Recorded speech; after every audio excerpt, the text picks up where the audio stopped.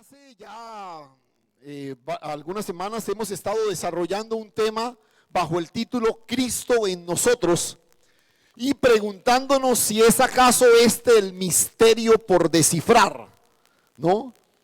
Recuerde que Pablo presenta esta realidad gloriosa como un misterio, Cristo en nosotros, el misterio que estuvo oculto pero ahora ha sido manifestado.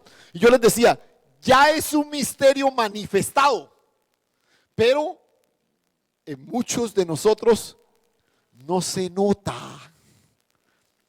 Cristo está en nosotros, pero a veces no se nota. Entonces, ahora, esto lo creemos. Todos creemos con toda certeza que eso es cierto. Cristo está en nosotros. Pero la idea no es que yo lo crea aquí.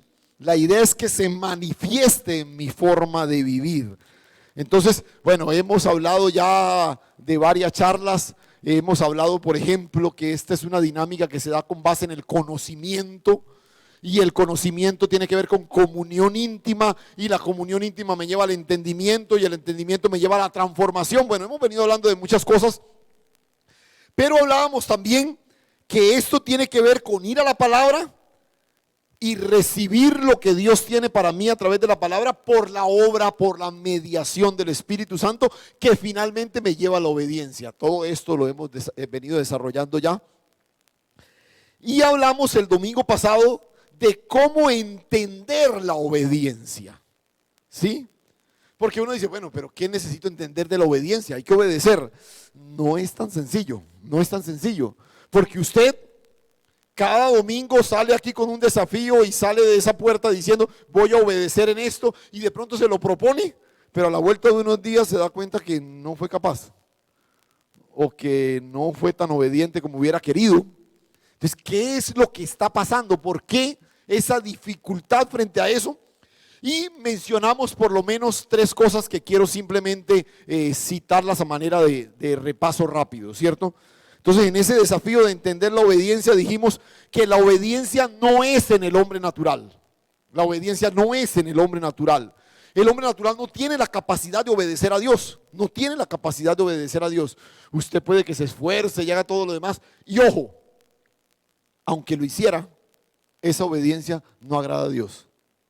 Porque a Dios solo le agrada el Hijo. Dios solo se agrada en el Hijo. Y si esa obediencia no es en el Hijo de Dios, no tiene la complacencia de Dios. Entonces esa fue la primera cosa que mencionamos. La obediencia no es en el hombre natural. Por eso, aunque yo me esfuerce, siempre fracaso. Porque no es en el hombre natural. La segunda cosa que mencionamos, como este es un asunto de comunión, ¿sí?, de crecimiento, que es comunión íntima. Entonces dijimos, el escenario de la auténtica comunión es la cruz, ¿sí?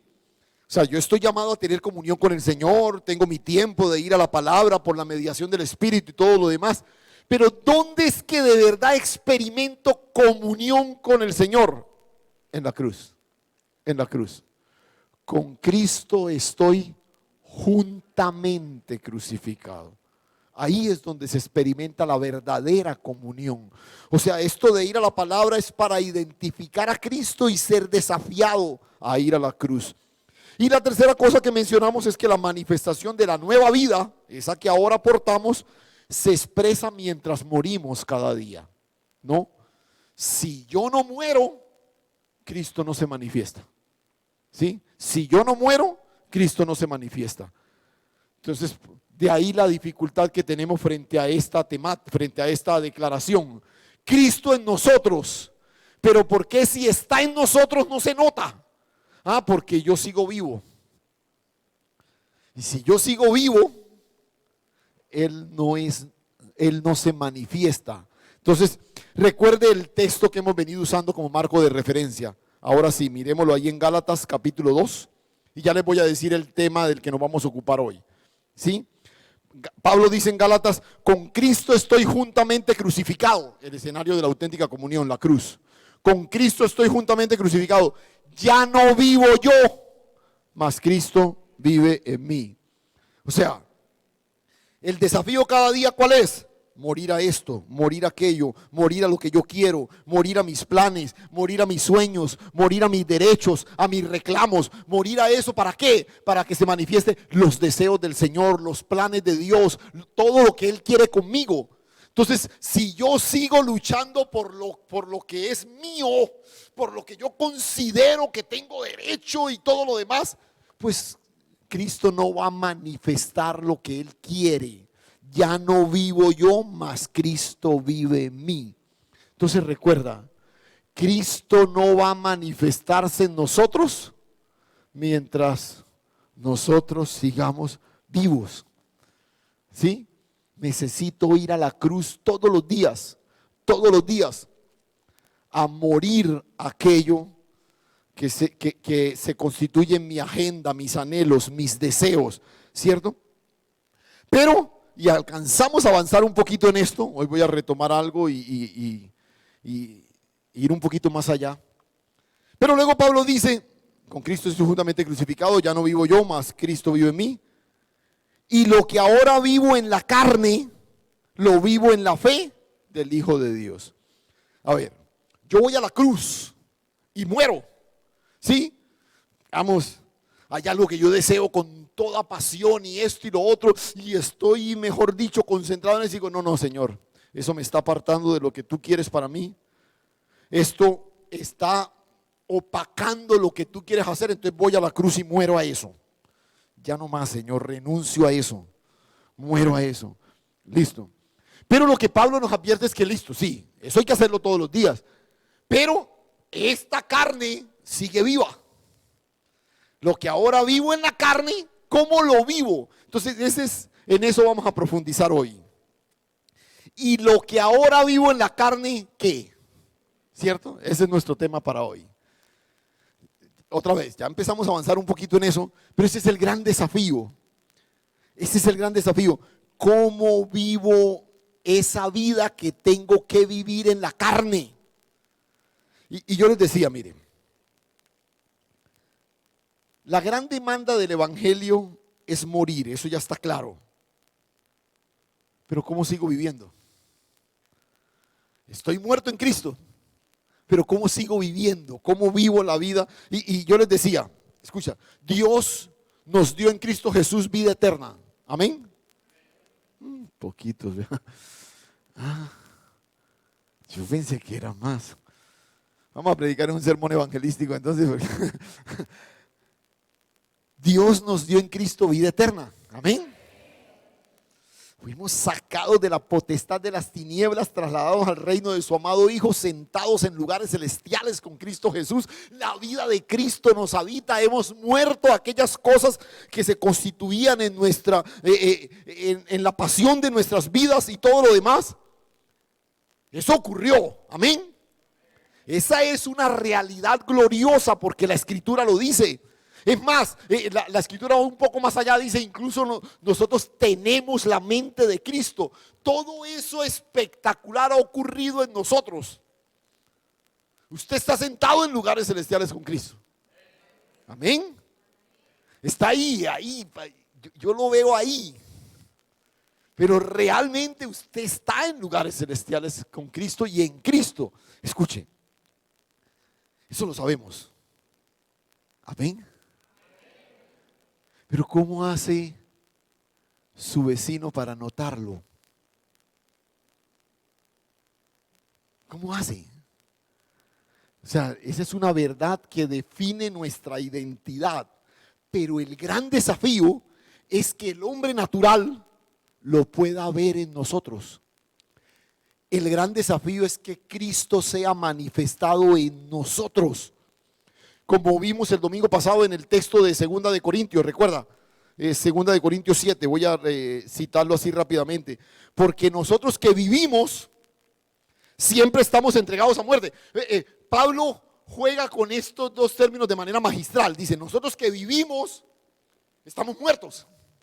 Estamos entregados a muerte todo el tiempo. Lo que les decía ahora, el desafío de todos los días, de ir a la cruz, de renunciar a lo que yo quiero. Nosotros que vivimos estamos entregados a muerte por causa de Jesús. Pero escuche, para que también la vida de Jesús ¿se manifieste dónde? Y Pablo hace incluso, es enfático como para que usted no se confunda. Dice, ¿se manifieste dónde? En nuestra carne mortal, esta. ¿Sí? Porque el hombre natural, el vecino suyo, no puede ver los lugares celestiales. Él necesita ver a Cristo ¿dónde? En su carne. O sea, hasta allá es donde Dios quiere que vayamos, de manera que la muerte actúe en nosotros y en nosotros la vida. Ese es el gran desafío.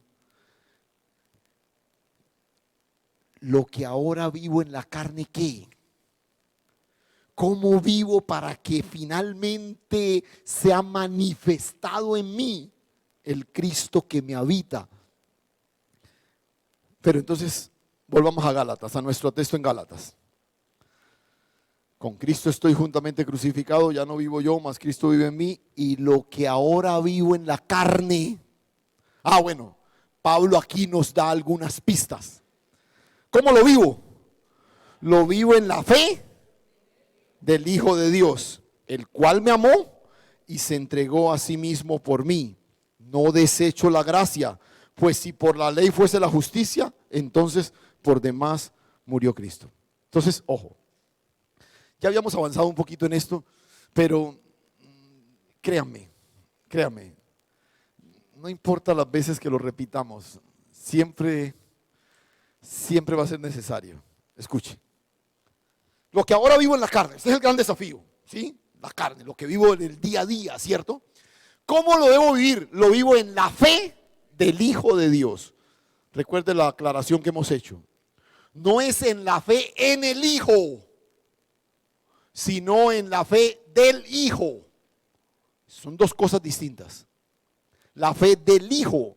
Entonces, cuando hablamos de la fe del Hijo, ¿cuál es esa?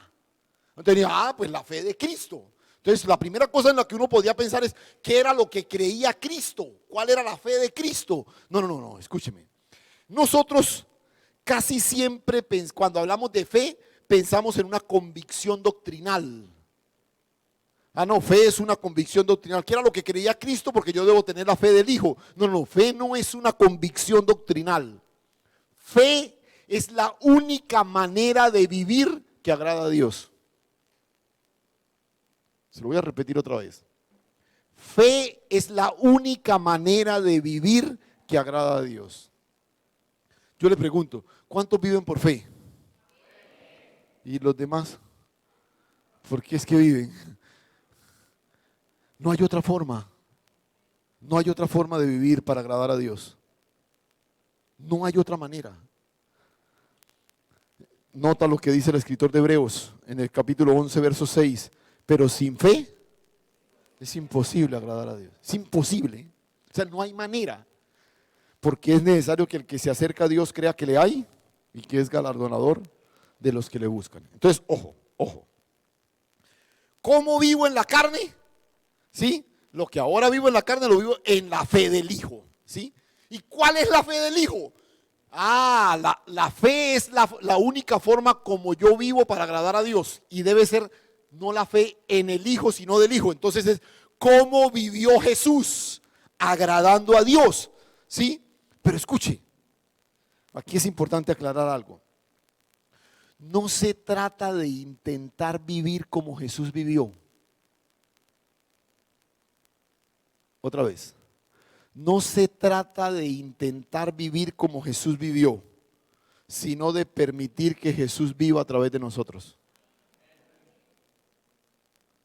Parece lo mismo, pero no es lo mismo. Porque cuando uno piensa, la fe del Hijo, y si la fe tiene que ver con la forma de vivir que agrada a Dios, entonces yo tengo que vivir como Cristo vivió. Entonces la primera tendencia que nosotros tenemos es la tendencia a la imitación. Vamos a tratar de vivir. Entonces uno empieza a mirar, Jesús hacía esto, él se levantaba temprano, voy a levantarme temprano. Entonces uno comienza, no, escuche. No es intentar vivir como Cristo vivió. Es permitir que Cristo viva a través de nosotros. O sea, morir Morir.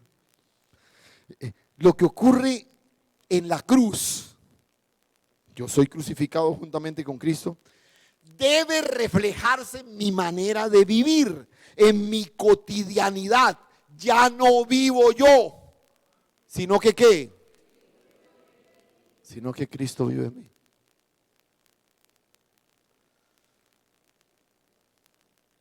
Mira, esto es bien importante porque le da un giro radical a todo lo que de alguna manera ha sido importante para nosotros en la vida.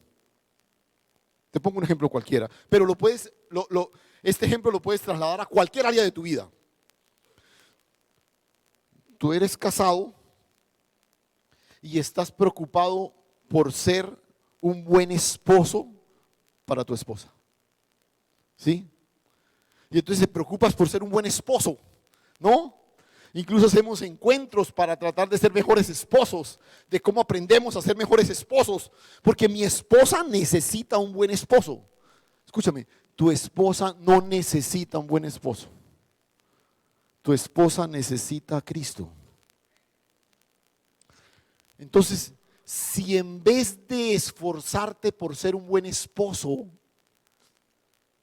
te esfuerzas por ir a la cruz para morir, vas a permitir que Cristo se manifieste en ti y tu esposa reciba lo que realmente necesita. Porque en ese proceso de ser un buen esposo, yo puedo decir, sí, pero yo tengo que hacer esto, y yo tengo que hacer aquello, y tengo que reclamar esto, y tengo que decir esto, y entonces empezamos, ¿cierto? No, escúchame. Muere a todo eso. Llévalo a la cruz. Porque lo que realmente tu esposa necesita es a Cristo. Es a Cristo. Y otra vez, es un ejemplo, pero aplícalo a cualquier área de tu vida. Es que mi cotidianidad refleje lo que ocurrió en la cruz, que yo estoy ahí con Cristo juntamente crucificado, juntamente crucificado. Pero el texto de Gálatas plantea al final un problema que es del que nos vamos a ocupar hoy. Mire lo que termina diciendo: no desecho la gracia de Dios, pues si por la ley fuese la justicia, entonces por demás murió Cristo. ¿Qué es gracia? ¿Qué es gracia? Sí, regalo inmerecido. ¿Sí? Digamos que esta definición de gracia, que ojo, no es que no sea cierto, es cierto, esa definición es cierta, pero es una definición que creo que ha afectado nuestra comprensión de lo que realmente es gracia. Es una definición que en su expresión más simple ha cosificado la gracia. ¿Qué es gracia? Un regalo inmerecido. Entonces, repito, esa definición ha cosificado la gracia. La gracia es una cosa. O en el mejor de los casos uno dice, la gracia es una acción bondadosa de Dios que nos dio un regalo. No, escúchame. La gracia ni es una cosa, ni es una acción buena de Dios. La gracia es una persona. Cristo Jesús. Cristo Jesús. Nota el texto. Mira el final del verso 20. Lo que ahora vivo en la carne, lo vivo en la fe del Hijo de Dios, el cual me amó y se entregó a sí mismo por mí. ¿Qué hizo Cristo? Me amó y se entregó a sí mismo por mí. ¿Qué es eso? Gracia. Esa es la gracia. ¿Qué es la gracia? Que Él me amó y se entregó a sí mismo por mí. O sea, la gracia no es la dádiva de un regalo. La gracia es la impartición de una vida. Tú recibiste una vida. Entonces, vuelvo y repito, eso de definir gracia como un regalo inmerecido, otra vez, no es que no sea cierto, eso es cierto. Pero cuando limitamos, cuando expresamos esa definición en forma tan simple, o sea, le quitamos el sentido que eso tiene. Él me amó y se entregó a sí mismo por mí. Por eso dice, Pablo dice, el cual me amó y se entregó a mí mismo por mí. Eso es gracia. Por eso arranca el versículo 21 diciendo, no desecho la gracia de Dios. O sea, no desecho eso, que Él me amó y se entregó a sí mismo por mí. ¿Cómo es que desecho la gracia de Dios? Escúchame. Ojo. Ojo con esto.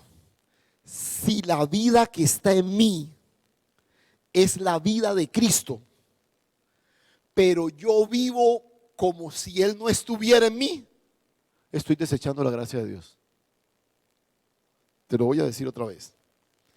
Si la vida del Hijo está en mí y yo ahora vivo como si no fuera así, eso es menospreciar, desechar la gracia de Dios.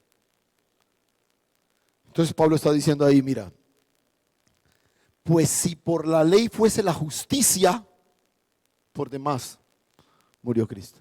O sea, si lo que tú haces, el cumplimiento riguroso de las normas, de las leyes, de la palabra, si tú lo puedes hacer, entonces ¿para qué murió Cristo?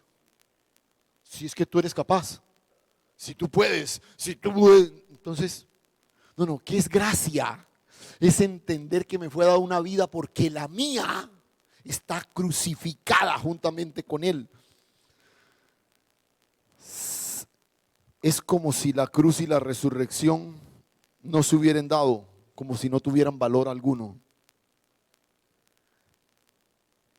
Escucha esto. Si el cumplimiento riguroso de la ley me hace justo a mí, pues Cristo murió en vano. Cristo murió en vano. Su muerte no tiene ningún sentido.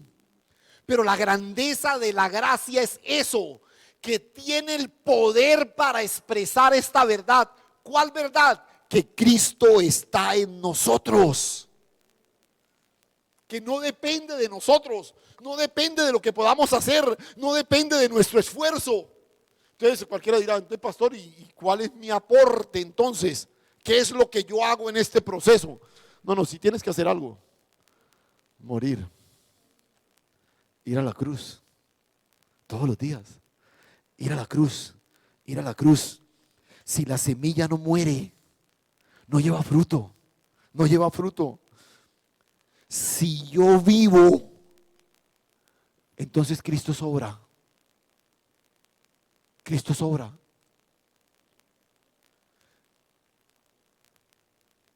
Ya no vivo yo, Cristo vive en mí. Pero si vivo yo, Cristo está de más. Está de más.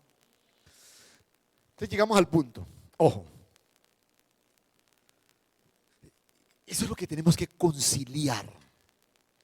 Pero la gran dificultad aquí viene como resultado de nuestra religiosidad.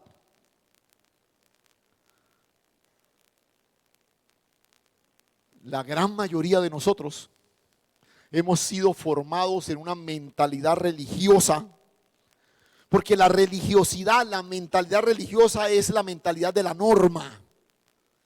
El énfasis está en el cumplimiento riguroso de los preceptos, de la doctrina, de lo que dice la ley, ¿no? Y mira lo interesante que lo apreciamos en los evangelios. Paradójicamente, uno mira los evangelios y los que más conocían de la ley de Dios fue los que peor se la llevaron con Jesús. ¿Sí notas eso? Eran los que más conocían, se las sabían todas. Todas. Muchos de ellos se sabían la ley de memoria. Todos los detalles de la ley los conocían al pie de la letra, pero nunca pudieron tener una buena relación con Jesús.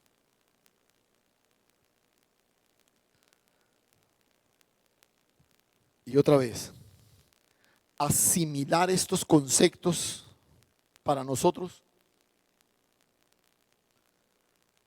resultan complicados, porque tenemos ese trasfondo de religiosidad en el que hemos sido formados. Pero recuerda lo que dijimos el domingo anterior. Dios sí demanda obediencia, claro que sí. No vaya a creer que no, el pastor está diciendo allá que eso no tiene nada. No, no, no, Dios sí demanda obediencia. Pero ojo, no la demanda del hombre natural. No la demanda del hombre natural. La pide de la vida del Hijo que nos fue impartida. Porque Dios solo demanda de nosotros aquello que nos dio. Dios lo dio todo a personas que no tenían nada. Por eso no podemos darle nada a Dios fuera de Cristo. No podemos darle nada a Dios fuera de Cristo. Mi obediencia es en el Cristo que me habita. Cualquier otra forma de vivir menosprecia la gracia de Dios. Porque vuelvo y repito, si usted es capaz de otra forma, Cristo murió en vano. Dice, no, pastor, pero yo sí, yo me propongo, yo sí lo logro, yo sí cumplo, yo sí soy fiel, yo sí. No, por eso digo, si usted es capaz de otra forma, en vano murió Cristo. Y por eso decíamos, la ley fue dada para enderezar el camino del hombre. La gracia no. La gracia no. La gracia no nos ha sido dada para enderezar el camino del hombre. Porque la gracia es Cristo y Él es el camino. Usted no necesita que alguien lo direccione por un camino. Usted está en el camino, punto. Usted está en el camino. Y ojo, por eso no es una meta a la que yo me dirijo. Esto de vivir la fe no es una meta a la que yo me dirijo. A nosotros nos formaron en la idea de que nosotros vamos hacia el cielo. Que el camino, mejor dicho, que el premio mayor es el cielo, que avanzamos hacia el cielo. Entonces nos quedamos viendo la vida cristiana como una meta hacia donde vamos. Escúchame, no es una meta a la que nos dirigimos, es una vida que manifestamos. Es una vida que manifestamos. Y ojo, por favor, no es que esté diciendo que no haya cielo. No, no, no, escúcheme. Pero no es, sáquese de la idea esto de que este es el fin de todo el día que lleguemos allá. No, no, no, no. Escúcheme, usted ha sido puesto en Cristo y nosotros disfrutamos de la manifestación del cielo ahora. Viviremos a plenitud de esa realidad cuando lleguemos allí, pero no vivimos para ir allá.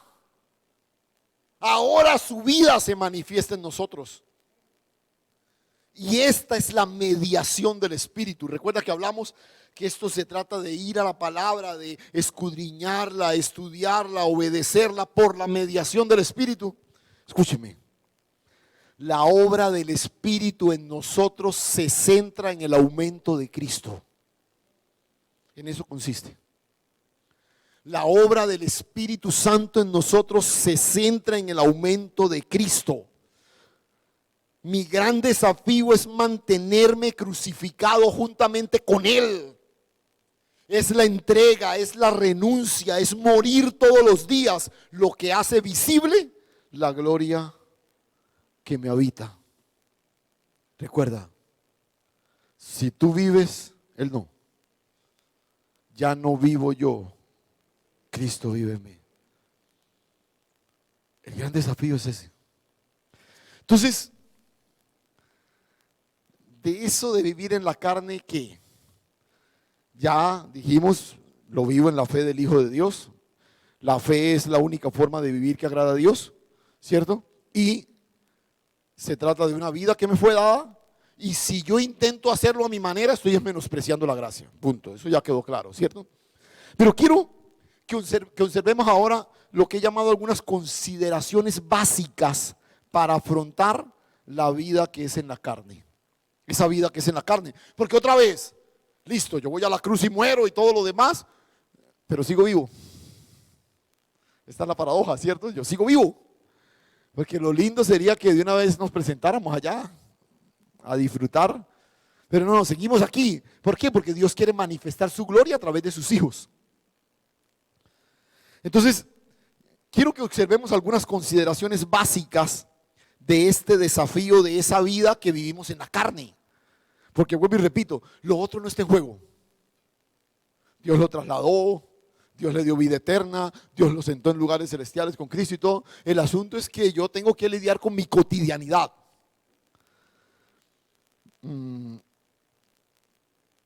Miremos un texto en Filipenses capítulo 3, que nos va a ayudar como guía. Vamos a leerlo todo, aunque vamos a centrarnos solamente en una partecita al inicio. Pero la lectura es espectacular. Y usted va a notar que todo el lenguaje de Pablo aquí, ahora que tiene claro lo que ya explicamos, lo va a ver con mucha mayor claridad. Escuche. Capítulo 3 de Filipenses. Por lo demás, hermanos, gozaos en el Señor. A mí no me es molesto el escribiros las mismas cosas, y para vosotros es seguro. Eso me da moral, ¿cierto? Yo les digo lo mismo siempre, pero guardaos de los perros, guardaos de los malos obreros, guardaos de los mutiladores del cuerpo, porque nosotros somos la circuncisión, los que en el Espíritu servimos a Dios y nos gloriamos en Cristo Jesús, no teniendo confianza en la carne. Aunque yo tengo también de qué confiar en la carne. Si alguno piensa que tiene de qué confiar en la carne, más yo, circuncidado al 8º día, del linaje de Israel, de la tribu de Benjamín, hebreo de hebreos, en cuanto a la ley fariseo, en cuanto al celo perseguidor de la iglesia, en cuanto a la justicia que es en la ley irreprensible. Pero ¿cuántas cosas eran para mí ganancias? Las he estimado como pérdida por amor de Cristo. Y ciertamente aún estimo todas las cosas como pérdida por la excelencia del conocimiento de Dios, el conocimiento de Cristo Jesús, mi Señor, por amor del cual lo he perdido todo y lo tengo por basura. ¿Para qué? Para ganar a Cristo y ser hallado en Él, en Cristo, no teniendo mi propia justicia, ¿sí?, que es por la ley, sino la que es por la fe de, ¿sí nota? Lo que ahora vivo en la carne lo vivo en la fe del Hijo, no teniendo mi propia justicia, sino la que es por la fe de Cristo, no en Cristo. La justicia que es de Dios por la fe, a fin de conocerle y el poder de su resurrección y la participación de sus padecimientos, llegando a ser semejante a Él en su muerte, si en alguna manera llegase a la resurrección de entre los muertos. No que lo haya alcanzado ya, ni que ya sea perfecto, sino que prosigo a ver si logro hacer aquello para lo cual también fui asido por Cristo Jesús. Hermanos, yo mismo no pretendo haberlo ya alcanzado, pero una cosa hago, olvidando ciertamente lo que queda atrás y extendiéndome a lo que está delante, prosigo a la meta, al premio del supremo llamamiento de Dios en Cristo Jesús. Amén. Hermoso texto. Pero vamos a mirar, como les dije, no pierda de vista en lo que estamos enfocados. ¿Cómo vivo? ¿Cómo afronto la vida que es en la carne? ¿Cómo afronto esa vida que es en la carne? Entonces, extraemos del texto algunas consideraciones básicas. La primera de ellas, cuidado con el legalismo. Cuidado con el legalismo. Y bueno, la expresión es una expresión que se usa en muchos contextos, pero en el contexto cristiano evangélico, en el contexto bíblico, ¿cierto? ¿Qué es legalismo? ¿A qué llamamos legalismo? ¿Cómo? Simplemente seguir normas, cumplir leyes y todo lo demás. Legalismo es el ropaje de piedad que usa el religioso para mostrarse espiritual. Angelpedia, póngale ahí. No se ve de Wikipedia, sino de Angelpedia. Se lo voy a decir otra vez.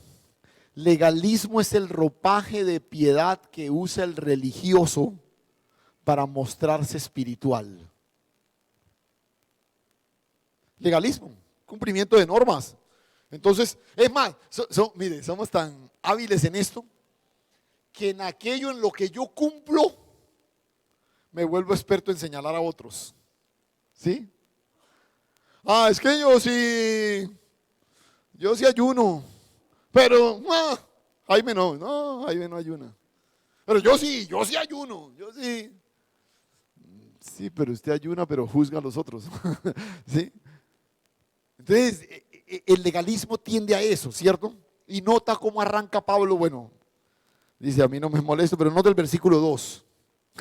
Así con toda la delicadeza de Pablo cuando habla, dice, guardaos de los perros, de los malos obreros, de los mutiladores del cuerpo.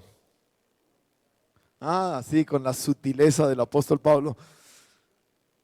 Los que mutilan el cuerpo es una alusión directa a aquellos que intentan imponer la circuncisión como un requisito obligatorio para acceder a la gracia de Dios. Recuerda que este fue uno de los grandes conflictos que vivió la iglesia en sus inicios. La iglesia nace en el seno del judaísmo. Curiosamente es un problema que todavía tenemos hoy. Algo que no tenemos claro, y por eso esos conflictos por allá en el Medio Oriente los leemos sin entendimiento. Porque este fue un problema de la iglesia en sus inicios. La iglesia nace en el seno del judaísmo.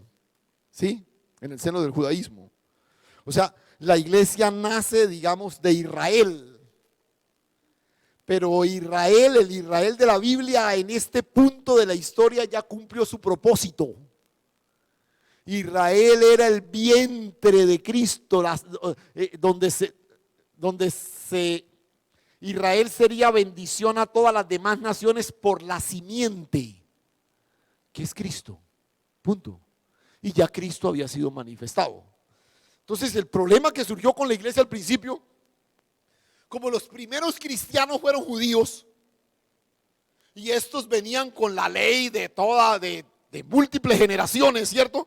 Entonces llegan ahora a la fe en Cristo Jesús, y ellos dicen, bueno, sí, yo cumplo la ley, y ahora Cristo murió. Entonces cuando llegaba un gentil le decían, usted viene ahora a hacerse cristiano, bienvenido, pero primero tiene que hacerse judío. Primero tiene que hacerse judío. O sea, primero usted tiene que circuncidarse y cumplir la ley. Y entonces esto generó una confrontación, una disputa entre la iglesia en sus inicios, que incluso generó una confrontación entre el apóstol Pablo y el apóstol Pedro, a quien Pablo confronta seriamente por su dualidad.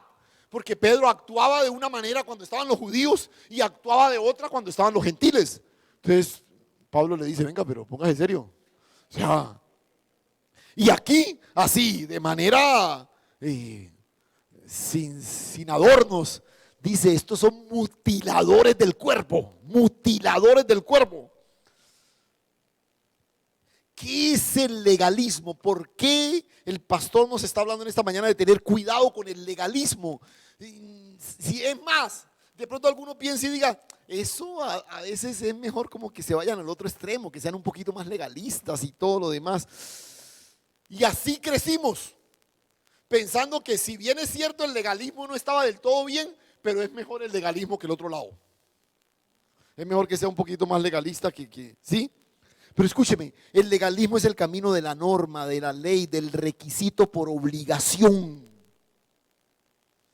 Entonces nosotros fuimos levantados con la mentalidad, la formación de que tú quieres agradar a Dios, tienes que hacer esto, tienes que hacer aquello. Ahora no puedes hacer esto, no puedes ir allá, no puedes ir acá y todo lo demás. Y escúcheme, ese es el camino fácil. Ese es el camino fácil. Porque si a mí me dan una lista de cosas que tengo que hacer o que tengo que dejar de hacer y me garantizan que con eso voy a tener el favor de Dios, pues yo lo hago. Ese es el camino fácil. Vea, usted ahora tiene que vestirse así, tiene que caminar de esta manera, no se puede poner esta ropa, tiene que mantener el pelo de este largo, tiene que mantener la falda a esta altura. Y recuerda esas normas de hace algunos años, ¿cierto? Y no sé qué. Y usted, bueno, si a mí me dan las normas y me garantiza que con eso voy a tener el favor de Dios, ese es el camino fácil. El otro camino es ir a la cruz. todos los días y morir. Y, y- pero, a ver, ¿dónde está el verdadero problema del legalismo? Escuche, en el fondo, el verdadero problema que surge con el legalismo es que se convierte en una daga que apunta al corazón amoroso de Dios. Porque el legalismo es el amor que pretende ser manifestado a través de un rito, a través del cumplimiento obligatorio de una acción. A ver si con esta ilustración me hago entender mejor. El esposo está ahí de pronto sin que la esposa está conversando con una amiga y él está escuchando la conversación sin que ella lo sepa. Quiero que usted, incluso las señoras también, pues la ilustración es con un esposo, puede ser con la esposa, pero pues yo la escribí con el esposo, así ya está, ¿cierto? Entonces quiero que tanto hombres como mujeres se pongan en el papel de él. Él está ahí escuchando la conversación, ¿cierto? Y está escuchando que su esposa le está contando a su amiga que ella está en la intimidad con él por obligación. Porque realmente no le nace. Pero yo soy la esposa. Yo soy su esposa y pues tengo que estar con él. A mí no me nace. Es más, en el fondo hasta quisiera estar con otra persona, pero pues él es mi esposo, yo estoy con... Vamos a pensar por un momento, ¿qué pasaría en el corazón de ese esposo? Y quizás va y la confronta y le dice, mira, y le dice, no, pero ¿cuál es el problema? O sea, es más, ella puede alegar que ella es fiel, porque nunca se ha acostado con nadie más. Nunca ha estado con nadie más. Pero yo te hago una pregunta. ¿Cómo crees que reacciona el corazón del esposo frente a una confesión de esa naturaleza o a un descubrimiento de esa naturaleza? Otra vez, sí, ella nunca ha estado con nadie más, es una mujer fiel y todo lo demás, pero ese no es el sentido de la comunión íntima entre una pareja. Esto es legalismo. La del legalista es una fidelidad que descansa en el terror al infierno, no en el amor a Cristo. Por eso te decía hace un momento, es una daga al corazón amoroso de Dios, quien dio a su Hijo y se entregó a sí mismo por cada uno de nosotros. Ese es el problema con el legalismo.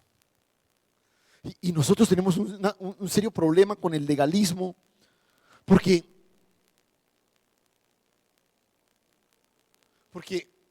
esta es la metodología con la que hemos formado a las nuevas generaciones. Por eso los chicos llegan a cierta edad y no es posible que ellos respondan apasionadamente a Cristo, porque nunca los indujimos a una pasión por Cristo, sino que los instruimos en el cumplimiento de unas normas. Tú tienes que hacer esto, tienes que hacer aquello, no puedes hacer esto, no puedes, ¿sí? Y ojo, nuestros hijos responden a eso hasta que lo cuestionan.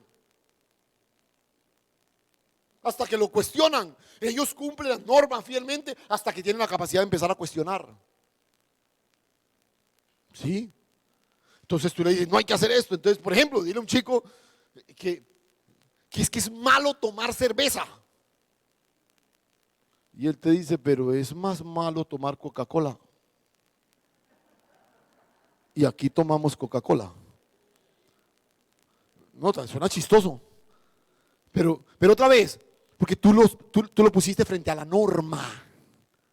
A mí no se me olvida, bueno, aunque usted no lo crea, hubo un tiempo en que en la iglesia cristiana evangélica era pecado ir a cine.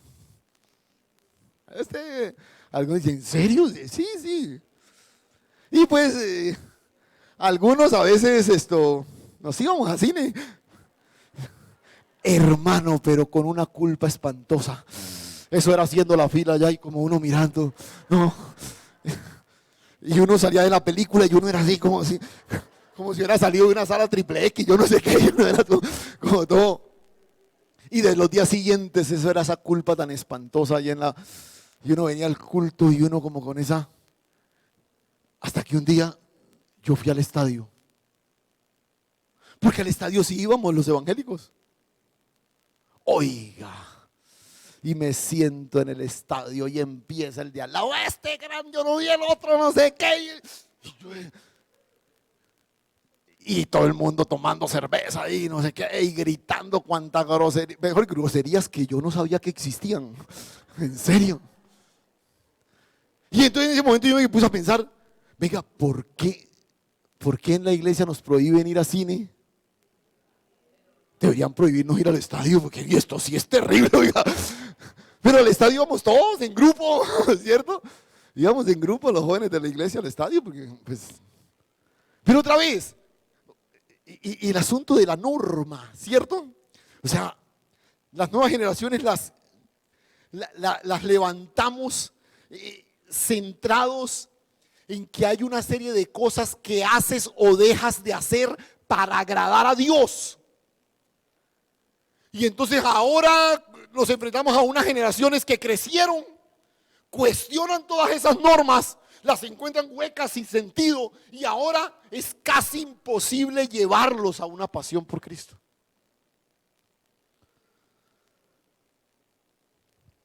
El cuestionamiento del legalista siempre gira en torno a la pregunta: ¿qué puedo y qué no puedo hacer? ¿Sí? Porque repito, es el espíritu de la norma. Entonces los legalistas se vuelven en personas expertas en identificar los límites de lo moralmente aceptable. O sea, hasta aquí porque ya de aquí para allá sí es pecado. Pero hasta aquí. Entonces, todo lo que hacen lo justifican con la expresión, ¿y eso qué tiene de malo? Cuando el verdadero cuestionamiento nuestro debería ser, ¿y eso qué tiene de bueno? O sea, ¿eso me acerca más a Cristo? No, pues no tiene nada malo. Pero tampoco tiene nada de bueno. Esa debería ser nuestra preocupación. Pero repito, fuimos formados con ese virus del legalismo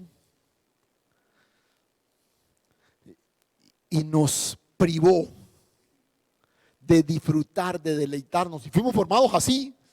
Entonces todo el tiempo estamos creyendo que con las cosas buenas que hagamos podemos agradar, complacer a Dios. Mira nomás, tú guías a una persona al Señor. La persona tiene su encuentro con el Señor, tú le acompañas, oras por él y todo lo demás. ¿Qué es lo primero que le decimos a una persona recién convertida? Le sacamos la cartilla. Usted ya ahora ha entrado al reino de los cielos, por eso tiene que leer la Biblia todos los días, tiene que orar todos los días, tiene que venir a la iglesia, ahora, ¿debe leer la Biblia todos los días? Sí, claro, ojalá lea la Biblia todos los días. Pero yo no creo que el Señor se complazca en que yo voy a mi tiempo de lectura todos los días chequeando una norma obligatoria que debo cumplir. ¿Sí? ¿Recuerda el ejemplo de la esposa esta? Sí, es que hoy es martes, ya son las 8, vamos. ¿Cierto? No, así no. Pero otra vez, pero esa persona que acaba de comenzar su camino en la fe, inmediatamente lo trasladamos al escenario de las normas. Y lo que es peor, Usted le dice al recién convertido, y tiene que leer la Biblia todos los días. No vaya a dejar de leerla ningún día, porque la Biblia es a través de la cual Dios nos habla y no sé qué, y esto y lo otro. Y la persona se va a la casa. Y el primer día se le olvidó. ¿Qué pasó con esa persona? Inmediatamente lo trasladamos al escenario de la culpa. Acaba de encontrarse con la gracia. ¿Y cómo comienza a vivirla? Desde la culpa. Hijo de mi chica, se me olvidó leer la Biblia. No. Y peor, ojalá de pronto no se vaya a pinchar o a estrellar ese día, porque seguro que se dicen, claro, con razón me estrellé porque yo no leí la Biblia. No, porque eso sí, cuando la primera cosa que usted piensa cuando le pasa una tragedia de ese día, y yo sí hice el devocional esta mañana, yo sí lo hice, porque nos acostumbramos a eso. Y vuelvo y te digo, el gran problema aquí es que nos privamos del verdadero sentido de la comunión, de disfrutar de aquel que nos amó y entregó su vida por nosotros. Ya hoy no les voy a decir más nada. Vamos a dejar ahí. Cierre sus ojos un momento.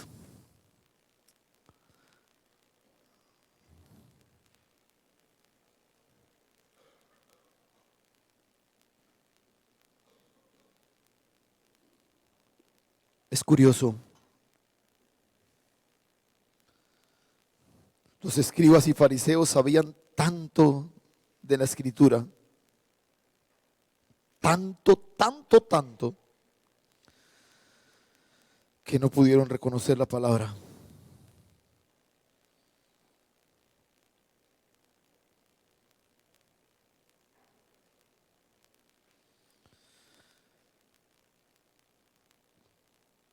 Quizás sea un lindo momento para que tú abras tu corazón delante del Señor en esta mañana.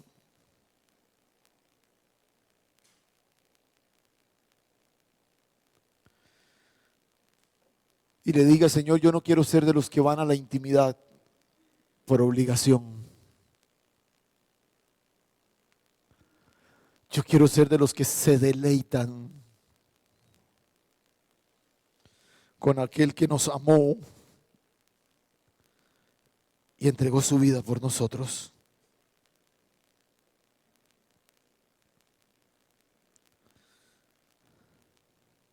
Padre, gracias, Señor. Gracias por abrir nuestro entendimiento frente a verdades tan preciosas, tan básicas, pero tan descuidadas, Señor.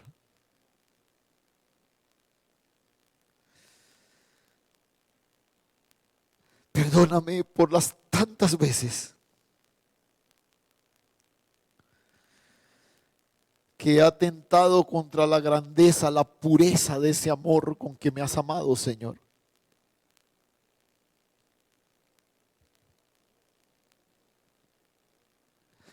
Yo quiero disfrutar del camino de la comunión, no del de la norma.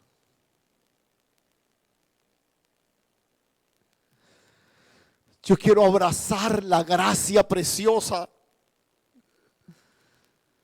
disfrutar con toda pasión el hecho de que me amaste y te entregaste a sí mismo por mí, Señor.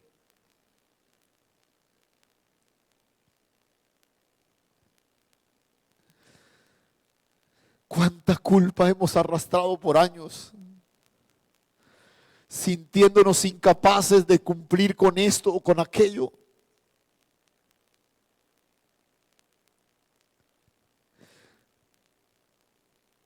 Guárdanos, Señor, de tomar el camino fácil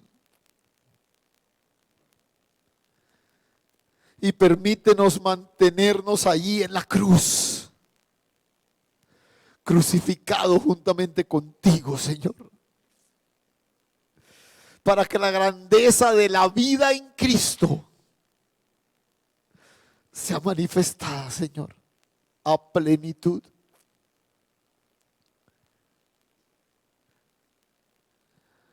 Queremos, Señor, disfrutar de esa gracia,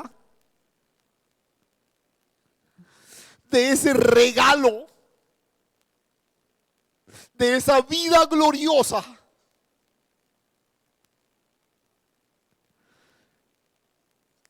Que pueda ser manifestada a través de nosotros, Señor.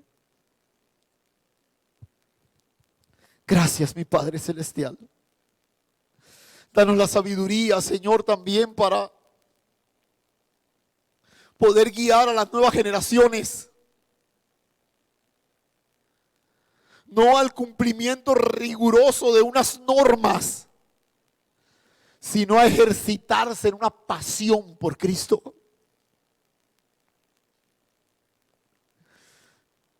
Que podamos, Señor, ver generaciones que amen a Cristo.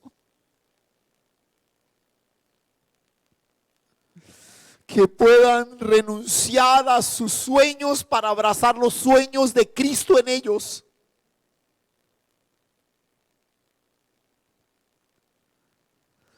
Seguimos levantando la generación de los supercampeones, de los que todo lo pueden, de los que son capaces de todo. Pero queremos ver, Señor, la generación de aquellos que tienen la inmensa pasión de renunciar para que Cristo viva en ellos. Gracias, Señor. Gracias, mi Padre Celestial.